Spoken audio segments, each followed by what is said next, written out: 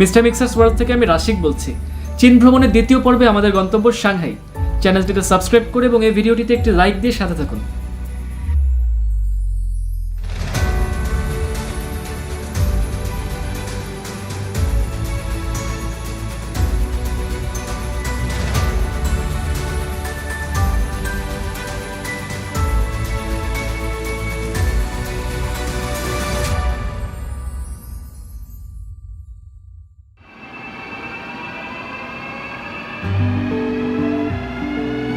গত পর্বে আমরা চীনের 3টি শহর ঘোরা শেষে বুলেট ট্রেনে চড়ে সাংহাই এসেছি।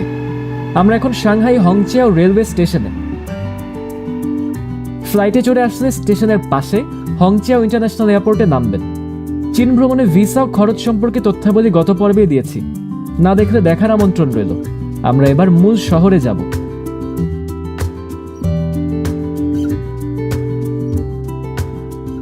প্রায় 20 মিনিট ধরে ট্যাক্সিতে ওঠার লম্বা লাইনে দাঁড়িয়েছি। ভাড়া মিটার অনুযায়ী নেবে।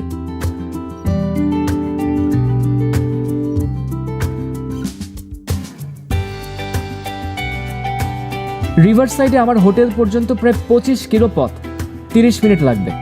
সাংহাইয়ের রাস্তাঘাট জটিল, আলোকসজ্জিত, চমৎকার।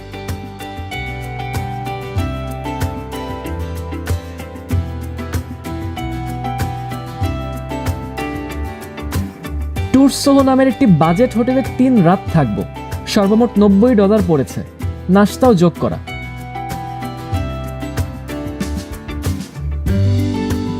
রিভারসাইড ধরে আমার হোটেল থেকে প্রায় আধা ঘন্টা হাঁটলে দি বান্ড। আমি পথে একটু পরপর থেমে ছবি তুলছি। সে রাতের বেলা আবহাওয়া অনেকটা পরিষ্কারই ছিল।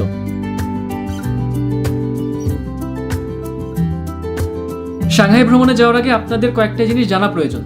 এতে করে সাংহাইতে রুম বুকিং করতে আপনাদের সোজা হবে। সাংহাই কিন্তু পৃথিবীর একটি আর্থিক কেন্দ্র, চীনের সবচেয়ে জনবহুল শহর এবং একই সাথে পৃথিবীর দ্বিতীয় সর্বোচ্চ সংখ্যক বিলিয়নিয়ার কিন্তু সাংহাই শহরে বাস করে। তার মানে বুঝতে পারছেন, পর্যটক, ব্যবসায়ীর পাশাপাশি নানান পদের মানুষজন কিন্তু এখানে আসা যাওয়া করে। আমি যখন গিয়েছিলাম তখন চীনে বড়দিন এবং নতুন বছরের আমেজ বইছে। স্বাভাবিকভাবে হোটেলগুলোর খরচ কিন্তু ঊর্ধ্বমুখী হয়ে বসেছিল। আমি আমার বাজেটের ভিতরে কিন্তু হোটেল খুঁজে পাচ্ছিলাম না। বলে রাখি, সাধারণত পারিবারিক ভ্রমণ বাদ দিয়ে আমি 5 তারকা হোটেলে থাকি না, বরং আমি 3 থেকে 4 তারকা মানের হোটেলগুলিতে আন্তর্জাতিক মহলে থাকি। 3 তারকাটাকে বেছে নিই যখন আমি বাজেট কমাতে চাই। সাধারণত এশিয়া অঞ্চলের ভিতরে আমরা $25 থেকে $35 ভিতরে জনপ্রিয় অঞ্চলগুলিতে 3 তারকা মানের হোটেলের একটা গড় খরচ ধরে থাকি। ক্ষেত্র বিশেষে বেশি বা কমও হতে পারে। সাংহাইতে আমি যেই হোটেলটাতে ছিলাম এটি কিন্তু 3 তারকা মানের হোটেল ছিল না, বরং ছিল একটি 2 তারকা মানের হোস্টেল। সেখানে আমি অ্যাটাচড বাথরুম সহ আমার একটা আলাদা রুম নিয়ে নিয়েছিলাম। তবে আপনারা যদি হোস্টেলে থাকতে চান তাহলে $10 থেকে $15 ভিতরেও শেয়ারিং ভালো হোস্টেল পেতেই পারেন। স্বাভাবিকভাবে ওই মৌসুমে রিভার সাইড বা বান্ড এলাকা, যার আশেপাশে আমি থাকতে চাচ্ছিলাম, সেখানে আমি ভালো হোটেল খুঁজে পাচ্ছিলাম না। আমার হোটেলের প্রথম 2 রাত্রের আমি পেমেন্ট করেছিলাম একসাথে $55 পড়েছিল। তবে পরের রাত্রিটা কিন্তু $35 পড়েছিল, যেহেতু আলাদা করে কেটেছিলাম। এর থেকে শিক্ষণীয় হচ্ছে যে যদি আপনারা একবারে রুমগুলো কেটে ফেলেন একটানে, তাহলে কিন্তু আপনি একটু খরচ কমানোর সুযোগ থাকে। আর আরেকটা বিষয় বলে রাখি যে পৃথিবীর যে কোনো জায়গায় গেলে আপনি মূল দর্শনীয় স্থান বা কেন্দ্রবিন্দু থেকে যত দূরে যেতে থাকবেন তত হোটেলের রাতপ্রতি খরচ কমতে থাকবে, কিন্তু যাতায়াতের খরচ এবং সময় বাড়তে থাকবে। যাই হোক, পৃথিবীর যে কোনো জায়গায় ভ্রমণে গেলে আপনারা কে কোন পদের হোটেলে থাকতে পছন্দ করেন বা কোন পদের হোটেলে থেকেছেন তা আমাকে কমেন্ট করে জানিয়ে দিবেন। এতে করে আমার দর্শকের ইচ্ছা আকাঙ্ক্ষা আমার বুঝতে সোজা হয়। যাই হোক, আমরা এখন সাংহাই ভ্রমণে ফেরত যাচ্ছি।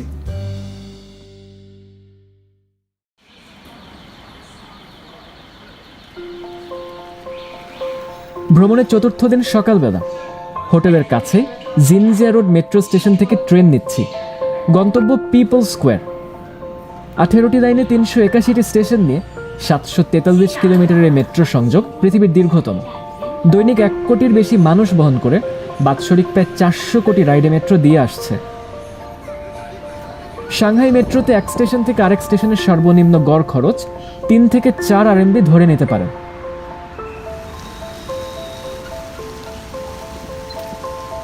আছি এখন পিপল স্কোয়ার এলাকায়। বড় এই অঞ্চলটিতে পিপলস পার্ক, চত্বর, জাদুঘর সহ অনেক কিছুই আছে। আমি এসেছি অবশ্য পূর্ব পাশে নানজিং ইস্ট রোডে ঢোকার জন্য। এদিকে ব্রিটিশ ধাঁচের টেলিফোন বুথও চোখে পড়ল। আফিম যুদ্ধের পরে সাংহাইতে একটি ব্রিটিশ অঞ্চল স্থাপিত হয়েছিল। ম্যাকডোনাল্ডসের দোকান দেখে মনে পড়ে প্রায় প্রতিবেলায় মাছের বার্গার খেতে খেতে মুখটা বিষাদ হয়ে গেছিল। কারণটা গত পর্বেই বলেছি। এখন হাঁটছি নানজিং রোডে।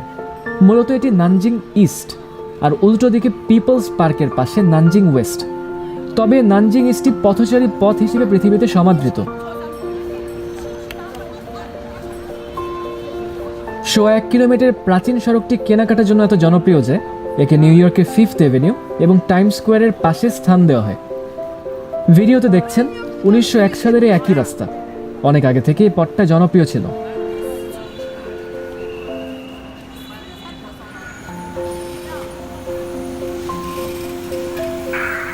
লম্বাটির পথে ট্রাম দেখে আমার ইস্তানবুলের টাকসিম স্কোয়ারের কথা মনে আসছিল।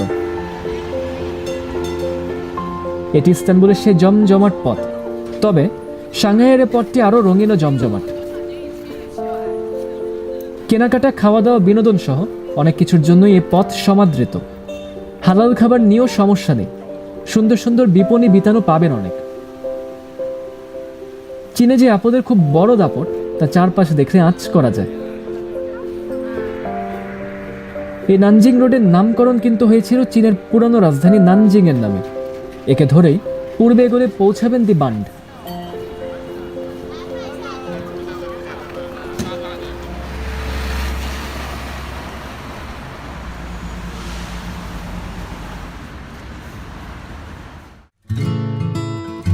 সোয়া 100 কিলোমিটার হুয়াংপু নদী সাংহাইয়ের বুক চিরে বয়ে গেছে।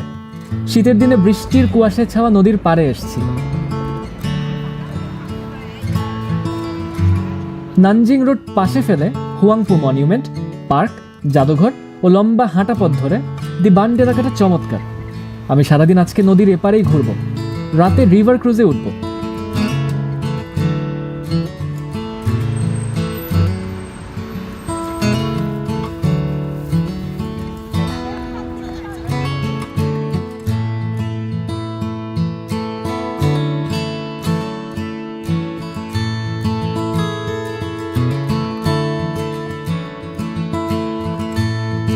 ঔপনিবেশিক স্থাপত্যকর্মর ফুলে ফুলে ছাওয়া গোছালো রাস্তা।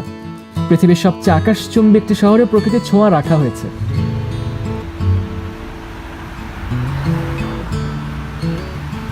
দক্ষিণ 1 কিলোমিটারের বেশি হেঁটে এই দালান থেকে রিভার ক্রুজের টিকিট কেটেছিলাম।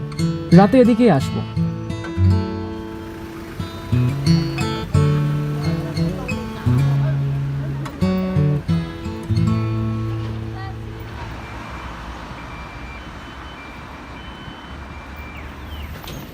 আমি যাচ্ছি ইউইয়ন ওল্ড স্ট্রিটের দিকে। শহরে যত হাঁটছি চীনা অঞ্চলের গাছপালাগুলো দেখে মুগ্ধ হচ্ছি। এই সাংহাই শহরে gold ring, Chinese catalpa, magnolia grandiflora, camphor laurel, তুঁত ও সমতল গাছ খুব চোখে পড়ে। শীতকালীন প্রকৃতিতে গাছপালার রূপ অন্যরকম।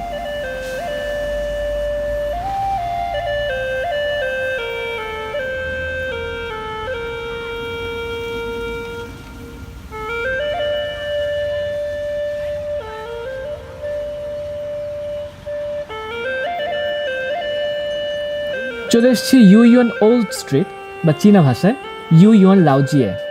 পুরানো সাংহাই অঞ্চলে 100 বছর আগে নবনির্মিত এই বহুমুখী হাঁটাপথ। সাংহাইতে অলংকার ও বুটিকের দোকান, আঞ্চলিক খাওয়া দাওয়া ও কেনাকাটার জন্য বিখ্যাত। তাছাড়া চা পান ও পাশে ইউইয়ন বাগান তো আছেই।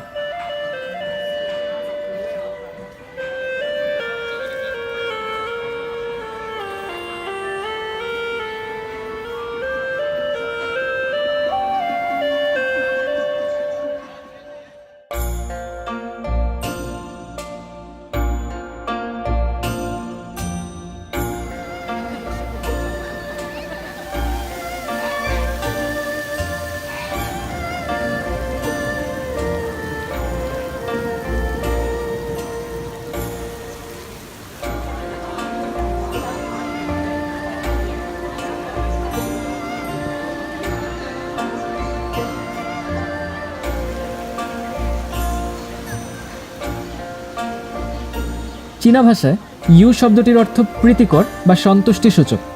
প্রায় 400 বছরের বেশি পুরানো বাগানটি প্রচলিত কাহিনী মতে প্যান নামের এক সরকারি কর্মকর্তা তার পিতা মাতার জন্য বানিয়েছিলেন, যেন তারা বার্ধক্যকালীন সময় প্রশান্তি মনে আরাম করতে পারেন। 30 RMB দিয়ে 5 একরের প্রশান্তি বাগানে প্রবেশ করলাম। চীনা কাঠ ও পাথরের স্থাপত্যকর্ম, জলাশয় ও পরতে পরতে ড্রাগনের ছোঁয়া। বাগান ছেড়ে বের হলে আবার বাইরের সে প্রাণবন্ত কোলাহল।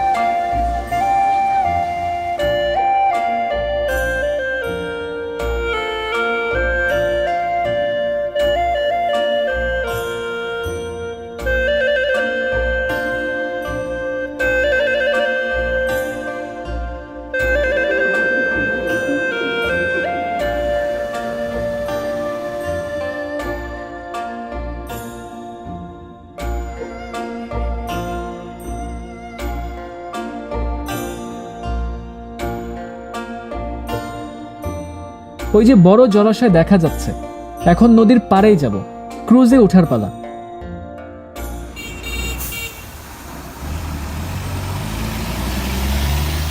যদি ওইদিকে MRT লাইন 10 ধরে আসা যেত, তবে হাতে সময় থাকলে আমি সাধারণত হেঁটে পথ উপভোগ করা পছন্দ করি।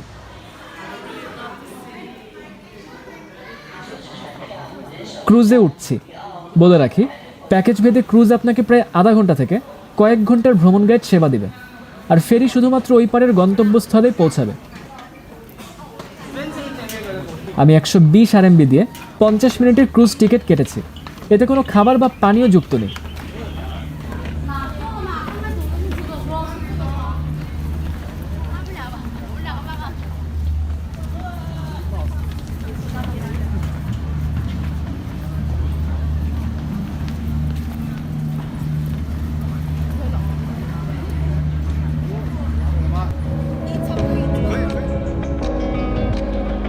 শুরু হচ্ছে শীত ও বৃষ্টির কুয়াশায় মোড়ানো পরিবেশে আলোকোজ্জ্বল শহরে ক্রুজ যাত্রা।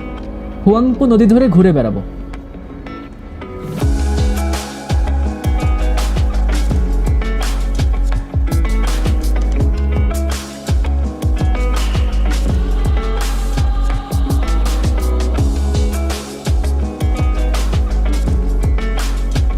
নদীর একপারে ইউরোপীয় উপনিবেশের স্থাপনা ঘেরা, আর একপারে চীনারা নিজেদের ধাঁচে আধুনিক স্কাইলাইন করে নিয়েছে।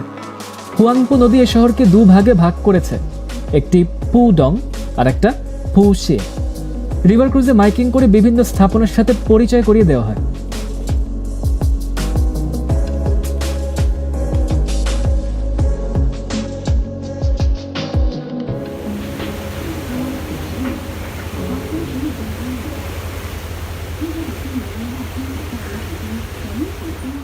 দাঁড়িয়ে আছি হোয়াইট অ্যান্ড পর্যবেক্ষণিকার সামনে।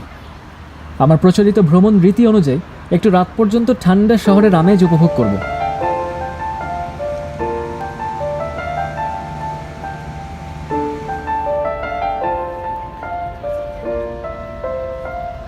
এদিকে ছোট এক শিশু হাঁটা পথে বাবা মাকে থামিয়ে এই বৃষ্টি ভেজা রাতে আমার পিচ্চি ড্রোন উড়িয়ে দেখানোর জন্য পাগল হয়ে গেছিল। অনিচ্ছা সত্ত্বেও গুঁড়ি গুঁড়ি বৃষ্টির ভেতর তাকে এটা উড়িয়ে দেখাতে সে খুশিতে আটখানা হয়ে গেল।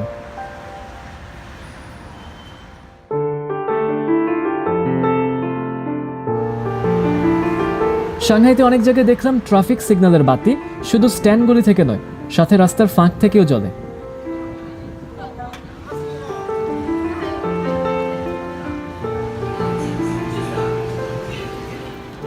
ভ্রমণের 6ষ্ঠ দিন সকাল থেকে ছাতা হাতে শহরে চক্কর খাচ্ছি, নিজের মতো আনমনে ঘোরাফেরা। তবে বৃষ্টি আমার যাত্রাপথের গতি কমিয়ে দিচ্ছে। সেই চিরচেনা বনে যাওয়া পিপল স্কোয়ার স্টেশন থেকে আন্ডারগ্রাউন্ড পাথওয়ে ধরে ব্যক্তিগত কেনাকাটা করলাম। শীত বাড়ছে, 3-4 ডিগ্রি তাপমাত্রাও চলছে। একজোড়া দস্তানা কানটুপি কিনলাম মাত্র 50 RMB-তে। মান ভালোই ছিল। এদিকে নদীর ওপারে টিভি টাওয়ারের নিচে দেখছি জমজমাট অনুষ্ঠান চলছে। আছি লুইজিয়াজুই এলাকায়। বৃষ্টির ভেতর ছাতা হাতে শ্যুট নিচ্ছি। একবার বৃষ্টি থামে তো আবার শুরু হয়। তবে সাইফাই ফিউচারিস্টিক সিটি বা ভবিষ্যতের শহরের যেন একটা আমেজ দেখছি এখানে।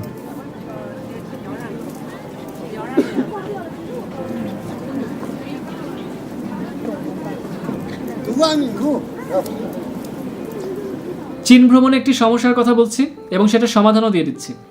সাংহাইতে কিন্তু লুইজিয়াজুই স্টেশনের পাশে প্রথমবারের মতন আমি কোনো ট্রেন স্টেশনের সাথে পাবলিক টয়লেটে ঢুকলাম।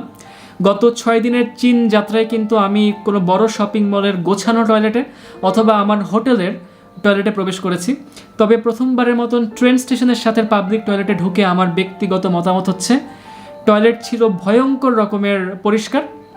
এরকমের পরিষ্কার টয়লেট আমি এ পর্যন্ত না Edinburgh, London, Istanbul, Bangkok, Kuala Lumpur, Jakarta, Delhi, ঢাকার কোথাও কখনো পাইনি। তবে চীনের পাবলিক টয়লেটের বিশাল বড় সমস্যা হচ্ছে সেখানে না থাকে টিস্যু পেপার, না থাকে কোনো পানির ব্যবস্থা। সেক্ষেত্রে আপনার তা প্রয়োজন হলে আপনাকে নিজে থেকে সেটা নিয়ে টয়লেটে প্রবেশ করতে হবে। সাধারণত কিন্তু ইউরোপ আমেরিকা অঞ্চলের পাবলিক টয়লেটগুলিতেও আমরা পানির ব্যবস্থা আশা করি না, পানিটা নিজেরাই নিয়ে যাই, তবে ভেতরে টিস্যুর ব্যবস্থা থাকে। কিন্তু চীনে আপনাকে দুটিই সাথে করে নিয়ে যেতে হবে, তাহলে আপনার টয়লেটে যেতে কোনো সমস্যা থাকবে না। আমি আমার চ্যানেল সম্পর্কে একটা ছোট্ট ধারণা দিয়ে দিচ্ছি। ব্যক্তিগতভাবে আমি প্রাতিষ্ঠানিক ধাঁচের মানুষ। আমার জীবনের শিক্ষকতা এবং মঞ্চ পরিবেশনা জীবনের অংশ ছিল।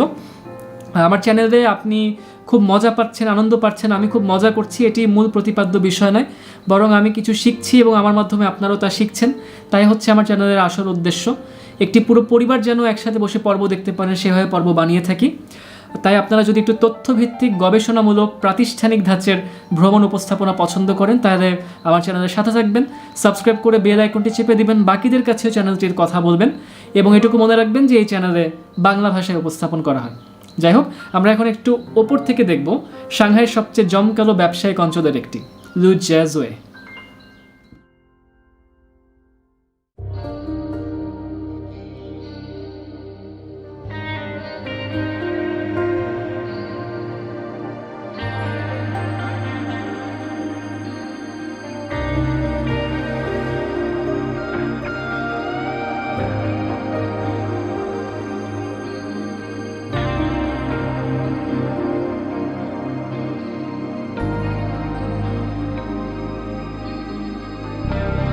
লুইজিয়াজুই ব্যবসায়িক অঞ্চলে একটা গোল হাঁটা পথ ধরে শহরে আমেজ উপভোগ করতে পারবেন। বিভিন্ন বড় প্রতিষ্ঠানের অফিস, 5 তারকা হোটেল সহ আকাশচুম্বী দালান কোঠাই এলাকায়। এমআরটি লাইন 2 ধরে পৌঁছানো যায়, যা শহরের ওই পারে পিপল স্কোয়ার বা নানজিং রোড থেকে সহজেই চড়ে আসতে পারবেন।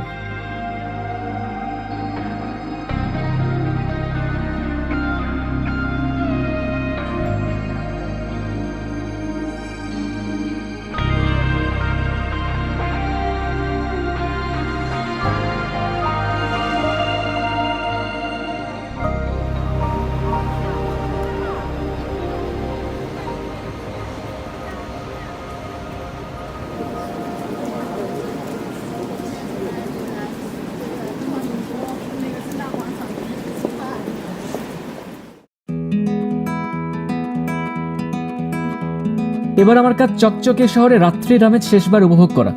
বৃষ্টি থেমেছে। Bund, Nanjing road, people square হয়ে আবার আমার হোটেলে ফিরব।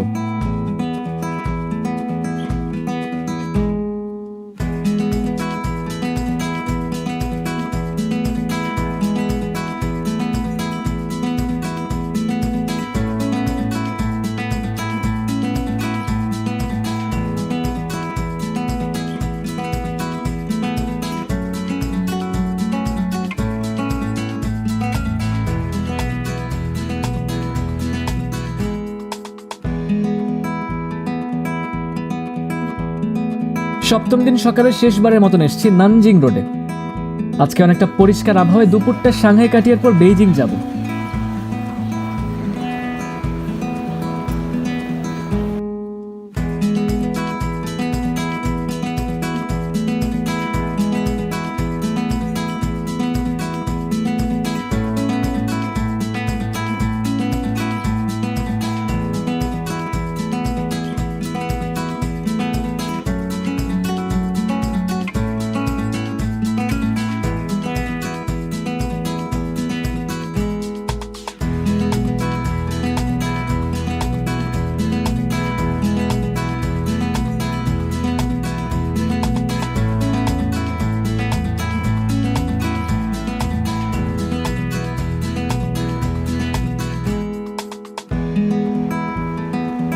এইটা আমার থাকা হোটেল এলাকা। ওসং নদীর পার ঘেঁষে মূল শহরের একদম কাছেই। রওনা হচ্ছে সেই হংচিয়াও রেল স্টেশনের দিকে।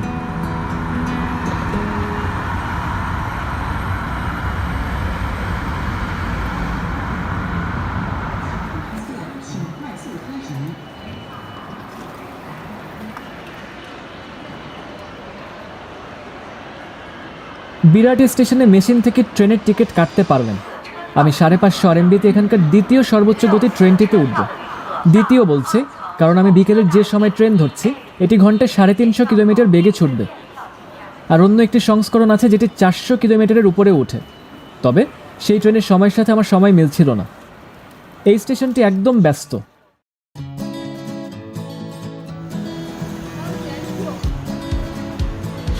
বিকেলের ঝড়ের বেগে চলা ট্রেনে উঠছি। সেকেন্ড ক্লাসের যাত্রী আমি।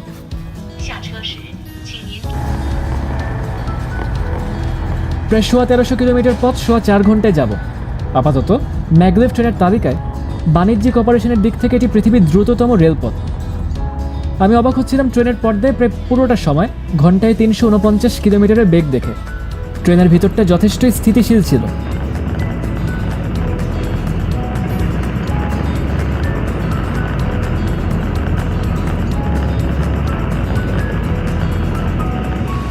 এভাবে করে আমি বেইজিং পৌঁছে গেলাম। তবে সেখানে পৌঁছে একটা বিশাল বড় সমস্যার মুখোমুখি হয়েছে। প্রায় -10 ডিগ্রি তাপমাত্রায় গিয়ে পৌঁছেছি। আমার সাথে প্যাডেড জ্যাকেট থাকা সত্ত্বেও ঠকঠক করে কাঁপছি। তবে জীবনের অনেক দিনের আশা পূরণ হয়েছিল। ফরবিডেন সিটি এবং চীনের মহাপ্রাচীর দেখেছি, যা নিয়ে আগামী পর্বে উপস্থাপন করব। আচ্ছা, আপনারা কি আমার চীন ভ্রমণের প্রথম পর্ব দেখেছেন? না দেখলে দেখার আমন্ত্রণ রইল। তার পাশাপাশি আমার চ্যানেলের অন্যান্য দেশ নিয়ে করা পর্বগুলি দেখারও আমন্ত্রণ রইল। চ্যানেলটিতে সাবস্ক্রাইব করে এবং বেল আইকনটি চেপে সাথে থাকবেন। সাথে করে ভিডিওটিতে একটি লাইকও দিয়ে দেবেন। দেখা হচ্ছে আরেকদিন আরেকটি পর্বে বেইজিং থেকে। সবাইকে ধন্যবাদ।